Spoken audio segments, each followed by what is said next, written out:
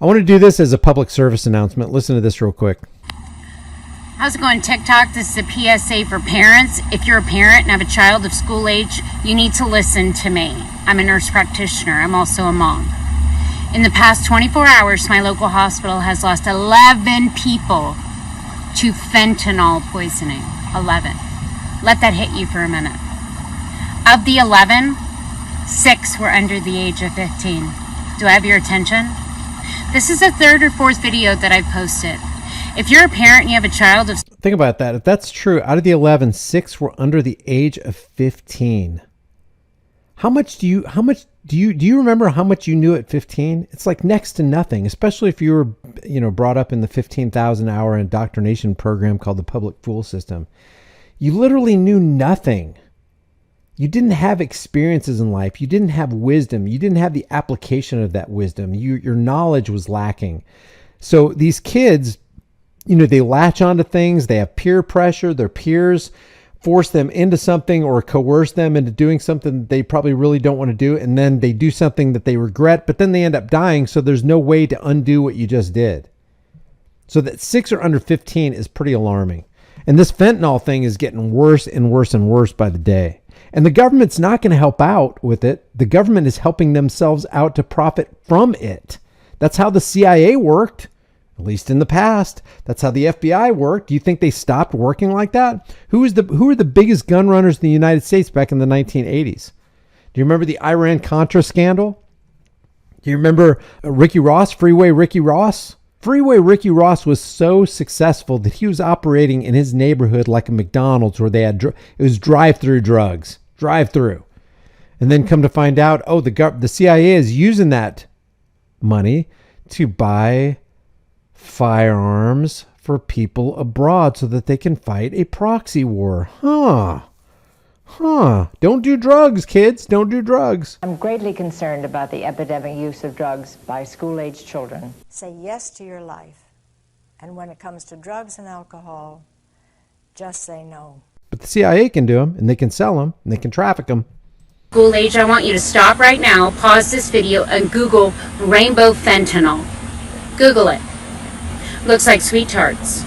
Here, I'm going to put on the screen what that looks like. Because I'm not familiar with any of this kind of stuff. I'm pretty far removed from this and not clued into it. So apparently this is rainbow fentanyl. It's got this M in a box and a 30 on it. I don't know if that's 30 milligrams or whatever, but this is the product that this lady is talking about and warning people against. My girlfriend, her daughter, went to 8th grade. My girlfriend's an OBGYN, private Catholic school, same school my girls went to. She went to school one day and she took what she thought was a sweet tart. Come to find out it was rainbow fentanyl. She died because the school did not have Narcan on hand. Wow. All right. Here's what I want to say. Educate yourself, have a conversation with your physician and your pediatrician. Then I want you to educate yourself about what OD looks like, okay? Then as a parent, it is your job. Narcan is in fact available in most states. In some, it's actually free. You walk into the pharmacy, you tell them you've heard about this new drug, you want to be prepared. In those states, it is not free. Most insurance providers will in fact cover the cost of Narcan. You give them your insurance, you wait, they give it to you, blah, blah, blah. Parents, it is way past time to have those difficult conversations with your children. And don't come for me and say my kid would never, or just say no. Because let me tell you something. You haven't seen what I've seen in the past 24 hours. You have no idea. People that are addicted to fentanyl,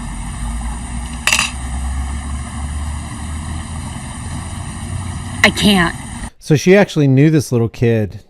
She was friends with this little kid's mother, and she'll say here later that, they did a lot of activities. Her kids and this little child that died, did a lot of activities together. So she knows who this kid is. And this is so scary, guys. If you have kids, this is another reason why you wouldn't want them to go to public school. This is yet another reason to add to that file, that bulging file folder of why I homeschool my kids.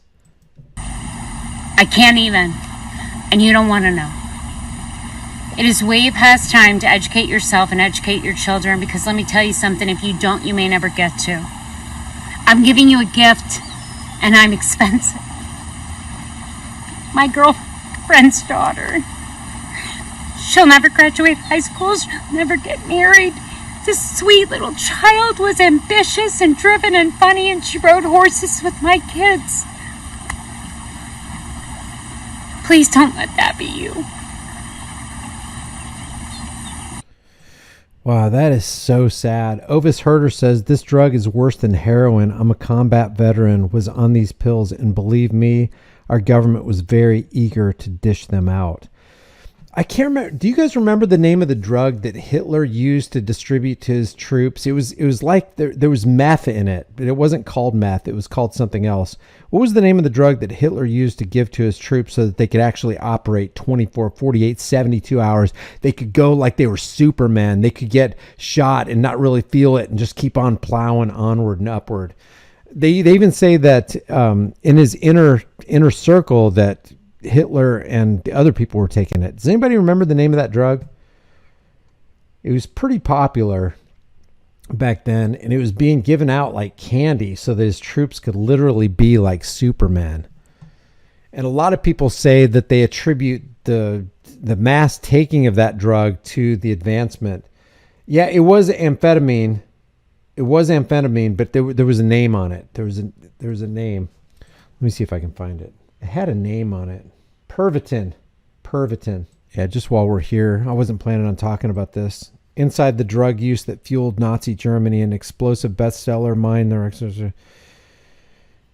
He says he found that many in the Nazi regime used drugs regularly, from the soldiers of the German armed forces all the way up to Hitler himself. The use of methamphetamine, better known as crystal meth. Can you imagine that? They were meth heads if this is true. Was particularly prevalent. A pill form of the drug Pervitin was distributed by the millions to the Wehrmacht troops before the successful invasion of France in 1940.